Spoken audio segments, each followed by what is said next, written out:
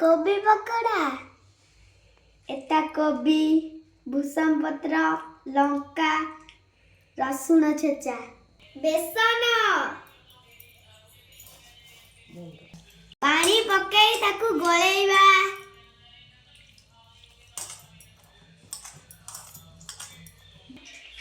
स्वाद अनुसार लुण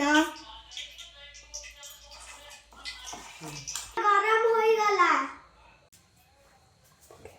कोबी पकेइबा मुक्त दुना रे गला रेडी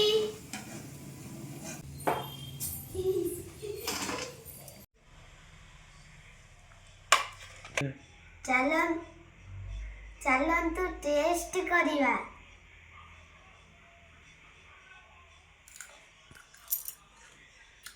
टेस्टी।